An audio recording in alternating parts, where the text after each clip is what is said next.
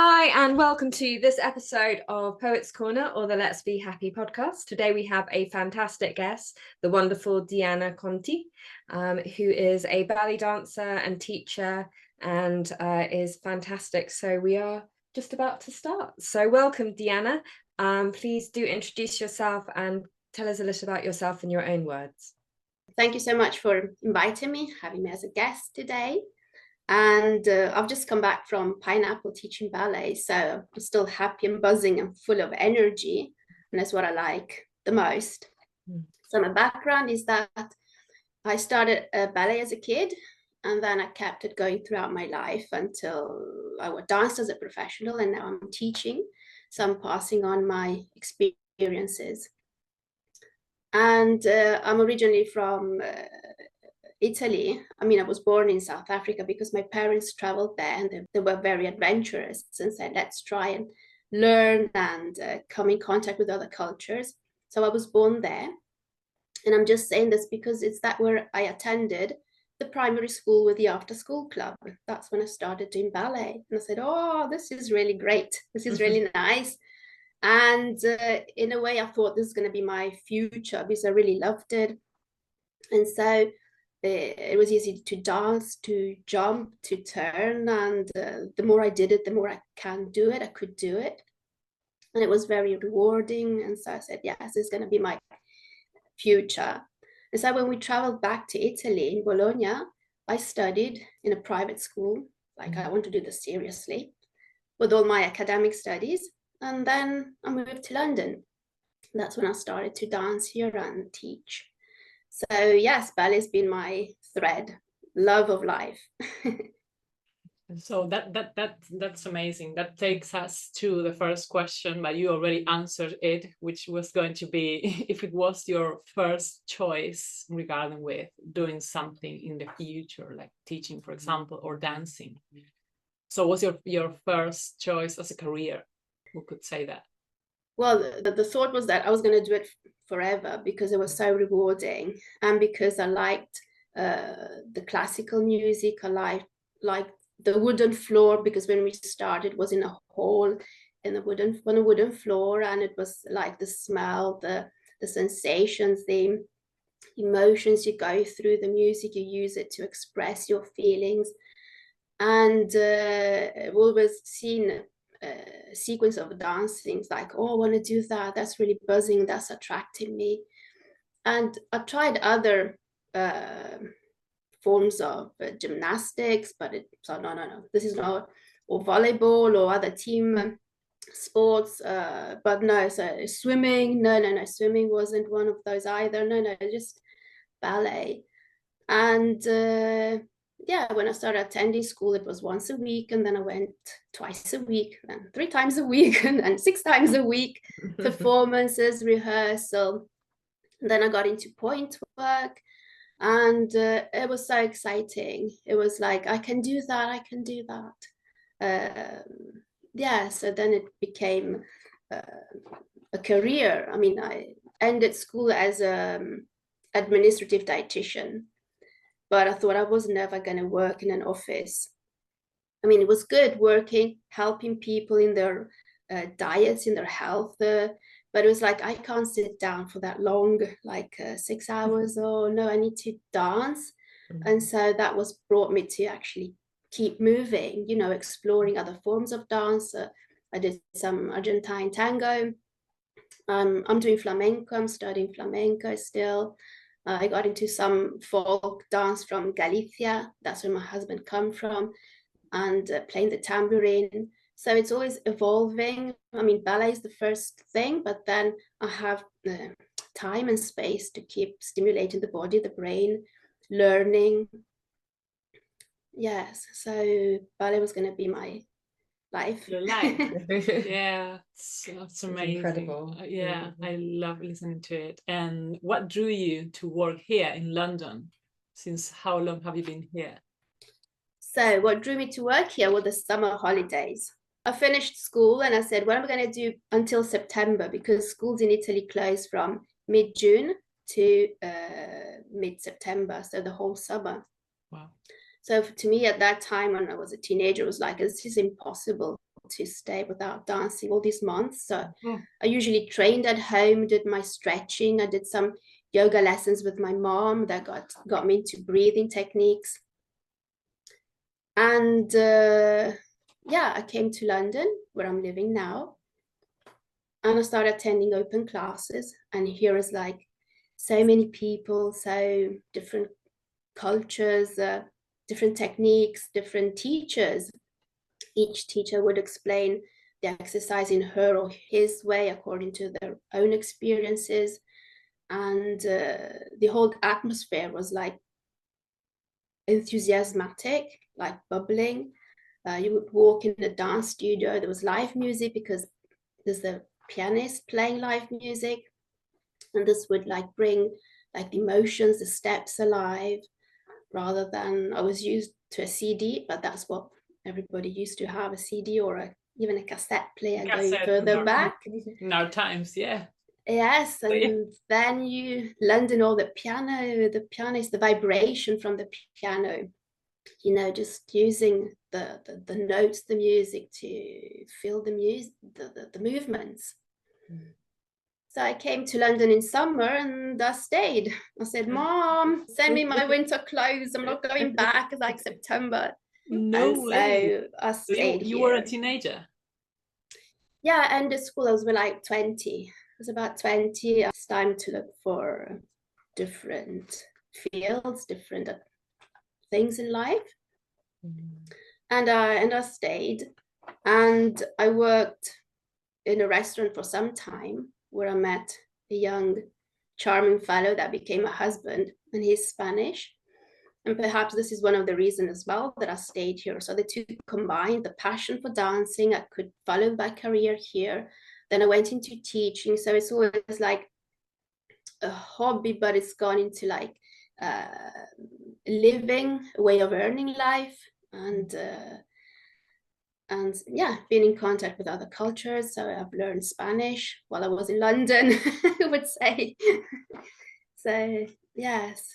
That's incredible. Well, obviously you've mentioned about moving to London. Was London, England, your first choice to come all those years ago, or were you wanting to go to possibly Paris or France, or did you go to a different city before you chose London, or was that just go straight to London and see what happened for that summer?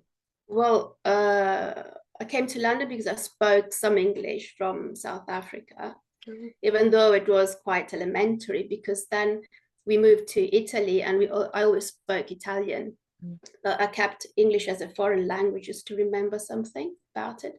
And then when I came to London, it was like I could understand at the beginning what people were saying because of the pronunciation, the English spoke by English people, but I had an indication of what they were saying and understanding at some point.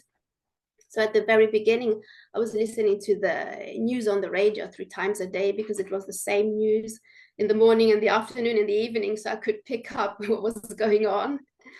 And then gradually I kept, you know, listening, speaking, replying, and yeah, at that time I didn't know any other languages. So I stayed here. I did learn Spanish, but that came later. Yes. So yeah, ballet wasn't very much followed in Italy. I mean, it was followed in Italy, but it didn't have that many opportunities of work. Therefore, coming to London would have opened a broader field. You know, there was the Royal Ballet. Everybody knew about the Royal Ballet, about the English National Ballet, the Opera House, and other schools and college that would give a full like study and experience in ballet and singing and acting. Yeah.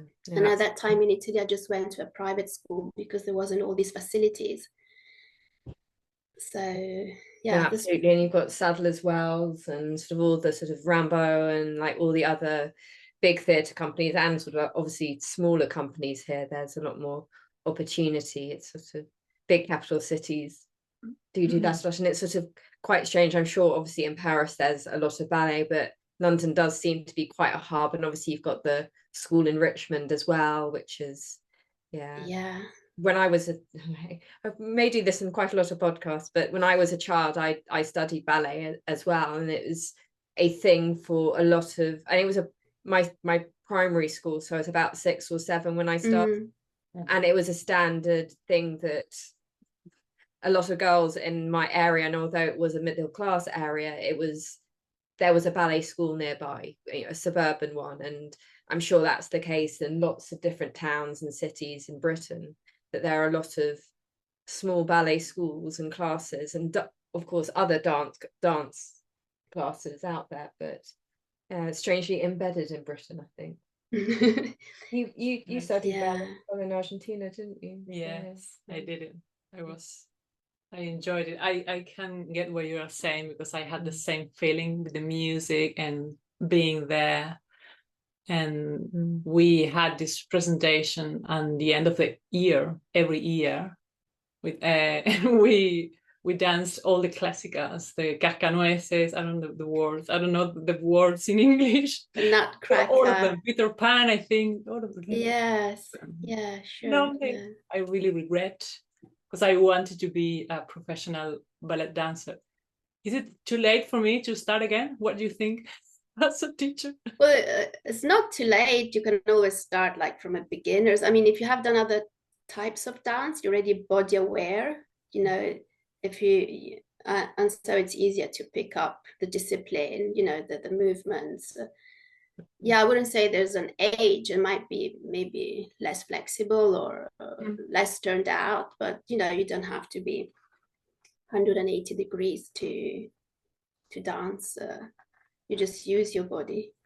That's amazing. I'm going to consider it for real, because I always wanted to come back because I remember that happiness and when you were telling us your feelings while you dance, and that you can express and you have all the feelings. I exactly remember the same. 100%. I mean, I was, as what you're saying, it's addictive. That the ballet is addictive. It's like I was doing it at home. I'm sure we all three were doing it at home, and the movement and it's sort of the structure and the physicality, but also, as you were saying, Diana, it's sort of the emotion that you get, and you get it from the music, the energy, and there's just the freedom. Your body can do those movements. It's incredible. It's really amazing. We were talking privately before we started, and you said that you met each other a few years ago doing Tai Chi. So is there any other discipline that you are practicing at the moment? I don't know if Tai Chi is still there, but do you practice any other disciplines? So about other disciplines, I got involved with my mom's yoga classes in the summer holidays, and that was good for the breathing technique. So breathing was good to release stress, release anxiety, try to control the nervous system.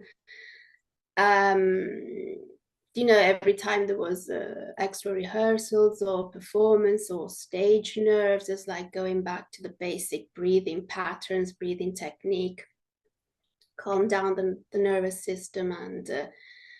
And so these were the mind-body connections that I started to cultivate. The other part was also that pain in the calves for the point work, for the demi-point, blisters on the toes. How can I recover for tomorrow's point work? Like blisters would pop and there was like raw meat. So I just used to call it raw meat because it was that's what it looked like. So how can I recover for tomorrow's work? And so I got into massage techniques and then posture techniques like Alexander techniques and Pilates. I did some Tai Chi with Ross, or like breathing meditation, a movement that would just bring the body and the mind to the present moment. And this would alleviate the muscle tension, the pain in the body, in the back, the overuse of the muscles, the long stretches. And I got into reflexology, helping to cope and improve your health, your well-being, being on stage and feeling comfortable as much as you can, being able to express. And to me, this expressing the emotions was very important, because the more you rehearse in the studio and less you get results, the more I was getting self-critic with myself and becoming frustrated and angry and couldn't get myself out of it at some point. And I said, well, books have always been my help. So I got into emotional freedom technique, and the book stated you tap meridian points and you address your anger, and it regulates the nervous system. I said, whoa, that's really interesting. This is, is what I want. So I got the book and I read it. I was tapping on meridian points, tapping on parts of the body, and having this result of feeling better. So then I got into the course. I attended a course with Penny Kroll. And I was like, oh, good, bliss. This is really working. This is really helping me. And so this is how it is evolved into teaching. So I teach the technique, the ballet technique, but the base is always coming from this body-mind connection and how you're feeling and how you can express your emotions. And this is my second hobby, going to a profession. And that sounds amazing. And it's so important as creatives or dancers that, and we have all these emotions and we have to deal with the stress of, obviously, as you say, performing or waiting to be potentially picked, or going through the whole audition process, and rejection and even acceptance can be very stressful. It is exciting, but you can get all sorts of emotions with whatever the process is in a creative life. So that's really useful to hear your technique and how you found it to help with that stress, and could potentially be helpful, and you're helping others, along with their journey as well by teaching it as well. I think that's incredible. Really. Yeah. And it could be even like simple of memorizing choreographies or memorizing steps and remembering, or it's just like improving whatever's the need that you have on the day. Either it's an emotional need or a mental need. Sometimes it's hard to focus. And it's like, okay, the body's too tired, or the mind is tired, or I can't express. There's something that's going on already in my background, in my life. So when a person comes to the studio, it has already had the experience of the day, of getting up and going through the day, and so that's all it reflects on the lesson itself, or how you're going to feel during the class. Yeah. So just like putting yourself in a good place where you get up in the morning, you see what are your needs for the day as a person, as a human being, rather than I just have to go to class because it's my duty. But it's like, I am going to class. I'm soothing my body in such a way that it will help me get to class and improve if I have to, or just keep the level of the day if I need to, or even underdo it, because sometimes we can't always push. We need to let's, okay, I've made it to class today and I'm underdoing it. I'm getting through it. This is what I need today. So just acknowledging that we don't always have to push and give the best, and being always in stress mode, in feeling you're under pressure. You put yourself under pressure. The teacher puts you under pressure. You have to produce. You have to do things. It's like, it's not every day possible. It's like, okay, I'm just giving myself some breathing time, still doing what I'm doing, getting through the day's work, but in a most pleasant way. Absolutely. And so that leads on to another question. Do you also balance something that isn't body focused as a hobby, or which kind of helps you balance all this body work that you do and are thinking of and giving to other people? Yes, teaching tapping. This The tapping. yes, I think this it's called emotional freedom technique. It's actually called energy psychology or tapping. And it's like acupressure, and it's without needles. So it works stimulating the energy meridians in the body.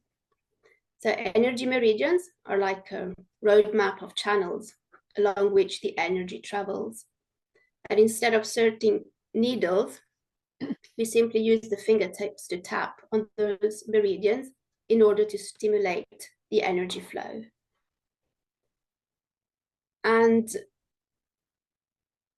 negative emotions occur due to specific circumstances experienced by the individual and are the reasons that we have energy disruptions called blocks or imbalances, and that may cause trauma and stress. And since our emotional health is connected to our physical well-being, it is important to release those negative emotions. And we can do that by tapping on our meridians. And if you think of yourself, if you're feeling stressed, that you tap your fingers on a table, or you tap on a desk, or you tap your feet on the floor, or you're needing to express your emotions, it's a natural way for our body to soothe itself. So it's already in our system to do tapping. Either we tap on our fingers or the tips of the fingers, or it's always a way of releasing the excess tension. And yeah, it's at hand because you can tap on the tips of the fingers, where are the meridian points. You can have it anywhere, you can do it anywhere. You can hold the tapping points rather than tapping in public, or if you feel stressed in presence of other people, you just hold one of the tips of your fingers and breathe through it and let it release the stress. Or even if you are too stressed, too upbeat, too emotional, you've come home from a performance, or you've seen your a show, or you've been in it and you're so very, very active, all this adrenaline in the body, and you need to go to bed and you can't switch off. It's like, and your mind is overthinking about what you've seen, what you've done. There's the self-criticism that pops in and said, I could have done better. All these thoughts as people, how can we go to sleep and sleep well? So a round of tapping calm the system down. So you can do it either way, either to rev up or to release. And yeah, I find it very helpful for myself, therefore, and it's easy. And this is the reason why I like to teach it, and I have clients that use it, and it reflects in their life, in their private life, in their relationship, in work conditions, in anything. Is there any mantra that you repeat while you do the tapping? Probably depends on what you want to work on, or not really. Mantra is acknowledging the discomfort, if I'm feeling any discomfort, and saying that all this can change, and it changes while I observe it. So I am realizing that I am feeling anxious for, perhaps I don't need to know the reason, but I'm just feeling anxious. I can read the signs in my body, like the heart is beating fast, the cold hands or cold shivers down the spine, or just sweating with no apparent reasons. Like, I know I'm feeling this discomfort. I can't pinpoint what it is, but I'm observing it and saying all this can change, and it changes while I observe it. The moment you become present in what you're feeling, it's releasing. So in stages, it can release more or less, or how much you need to tap, and it just can take like 5-10 minutes, and you're back to your normal state. Yes, I think it's really powerful to have all this and to try to teach all this, and to actually teach all this related to the dancing, because as you said before, we are not in the same mood every day. we sometimes are, as you said, anxious for apparently no reason, either when we know probably why we are feeling that way, or we are not with a good energy for apparently no reason, when you wake up and said, okay, I don't feel like I want to go to work or whatever. And then to have the routine and go to a ballet class and release all that. And also, if you focus on that, I think it's amazing. Something is really powerful to have your focus there. I think it's really necessary to just go and do it with intention. You know what I mean? Yes, the great thing, I would say, ballet is the present moment. You bring yourself to the studio with your breath, with your body, with your mind, connecting to the music, because the music helps so much, all the vibrations from the piano, or any music anyway.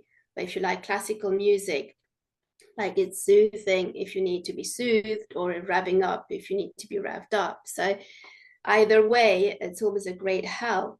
And what counts most is like present, being conscious, aware of what you're doing, because the mind travels quickly from the past to the future, and the body's here. And it's like any other form of meditation or tai chi or yoga or breathing technique. So to me, ballet is also this, taking my body, my mind, my emotions, my passion for it, having a good day or not, but it will smooth out. Most of the time I leave the studio happy. You know, if I teach nowadays, it's really nice to see people be involved and connecting with themselves. And this is very rewarding. It's like, for me, guiding them. So to me, students that come to class, well, they come for their own reasons, but I like to give corrections. And this is, they don't need to apply the corrections in order to please me as a teacher, but it's for them to help them reach what they would like to reach, whatever their needs, whatever has brought the students to the studio that day in my class. I'm just there to guide them to whatever needs they want to address. Fantastic. Sort of teaching is giving. I think that we sometimes you have in your mind that the teacher is there to admonish you, or you come with lots of bad experience of teachers in the past of what teaching might mean to you. But actually, as you said, teaching is a giving. It's a growing. And you sound like a fantastic teacher to help people grow rather than make them go back. So I think, it's an experience. Yeah. It's a whole experience if you take it that way. And is there any project in which you are working right now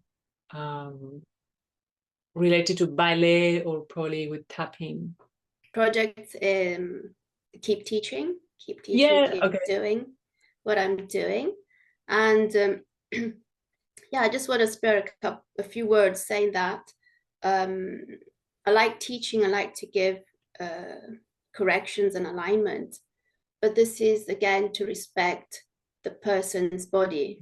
So I like to give technical corrections to the general because they apply to everybody, but every person is individual, and it's he or she is unique, and they have a body with their own abilities or flexibility or strength, or so the individual correction is just to aid them to understand their body better in order to be able to dance and apply the technique for them to dance.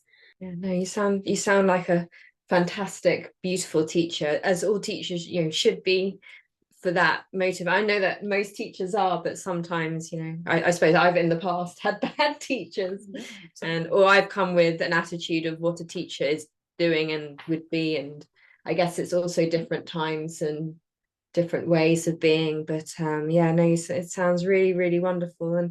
And just the sort of our last question, the last question, or what's the most expressive movement in ballet for you, and or what means the most movement in ballet for you? What's the most special one? Is there one? There might not be. So the most expressive movement in ballet for me is the coordination that's between hands, eyes, and arm movements. They're all floating in front of the chest, allowing the heart to express the emotions. And extending the emotions from the heart, and the arms are helping the movement. They're helping the legs to move, to jump, to make steps. And then it becomes a full body expression. So everything starts from the heart, the hands, the eyes, the arm movements, and they help the legs to move into different positions. And this gives a full body expression. And so the movement and energy is created from the inside out. Wow, that's really moving. I'm actually in tears when you said that. That's amazing. Yeah, I think so. Really powerful. Really powerful. I love it. Yes. A really complete discipline. Yeah, so this is the mind-body connection that comes from the heart, from the passion, from the music, from the vibrations that you get, rather than just walking to class and doing it because you've told to do things. So to me, I'm just giving you hints, aiding the student to become their best version, so they can be on stage, fully present. Sounds like a really, really good preparation that you have, that you do for them. Yeah, and it's amazing. It should be really regarded, as you said. So congratulations. I think it's really you are doing a great job. Yeah. Thank you. Amazing, absolutely amazing. And you teach in Pineapple, and you have other places that you do the tapping. You're starting to offer the tapping as a Yes. Yeah. So I teach Pineapple on Mondays, and I do point work. And then I teach on Tuesday at the Acosta Dance Center in Woolwich in the evening. And that's a general level open class. If people want to wear point shoes, they're welcome. But I do include all the Allegro in the lesson. And I do private lessons of ballet and sessions of emotional freedom technique. I usually do them online, so with Zoom. And I offer it to dance students. Well, that's my niche, to be able to help dancers, but they can be performers or musicians. I think we all go through the same issues in life. How to be better, how to push ourselves, and how critic we can become. And so just giving each person the space, the time to step back, to breathe, to reset, see where they want to go, see if they're on the right path, and acknowledge their well-being and mental health, be happy with what they're actually doing, the choices they've made. Help them choose, because many times we think we get stuck and we don't have other options, either being work or health or in any field. It doesn't have to be in ballet, but actually just taking a step back and breathing, it gives the person the options to see what choices they can have that suit them better from what they're already in. If you don't like your job, you don't have to be in it, because there are other options. I know they might not be easy to follow, but there are other options. Fantastic. And we'll put the links for you. If you've got a website, we can put a website, and we can you're on social media. People can find you on social media. Yes, on Instagram, dianaconti.dance. And I post all the lessons I teach, and they can find me if they'd like to have sessions for emotional freedom technique. Yeah, it's all there. Fantastic. I wanted to ask probably a final question. Apart from being a teacher, is there any place where we can see you dancing, or are you taking part in a live performance? Yes, so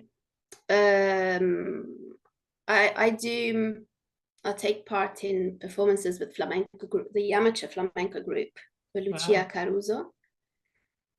And yes, those are the performances I still do.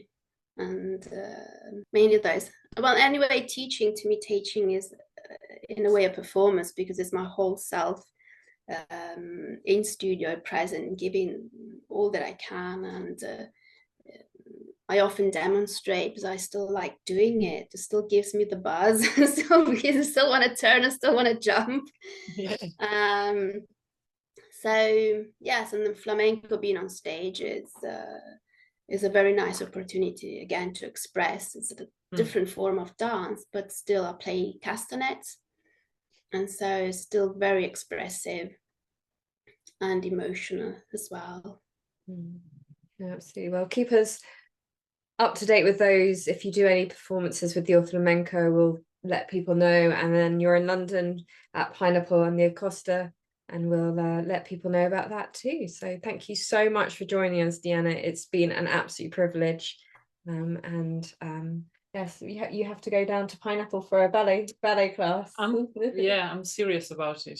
I don't know for how long I'm going to be here in London, but yeah, okay. I would like to go back, because I remember that happiness coming from there. It was my first discipline, and yeah, I stopped because of reason, but yeah, I definitely would like to get back to that. So yeah, if I'm here for a few more days, weeks, I'm definitely going to give you a call. Yes, sure. Yes. Yeah, it's always that passion, that love that takes me one day to the next, and the curiosity to learn, and in a way open the mind. The more you learn, the more you have to learn, the more things come up. That as well. Yeah, that's it. Well, I remember Stuart, our Tai Chi teacher, Diana, he said that you only become a student when you become a teacher. You start learning when you start teaching. And I think that's really true. Really true. Yes, that's why the learning comes to me as well, finding ways to help other people. That's really, really great. Yeah, it's amazing. It sounds amazing. Thank you again so much for spending time with us. Thank you for your time. Thank you. Thank you so much. And thank you for inviting me, and thank you for having me talk so much about all these, the passion of my life. It's been an absolute wonder. So thank you so much. And thank you for everybody listening in and listening to the wonderful Diana Conti. Thank you everyone for being there, and see you in the next episode of Poets Corner or the Let Be Happy podcast. Bye. Bye. Bye. Thank you so much.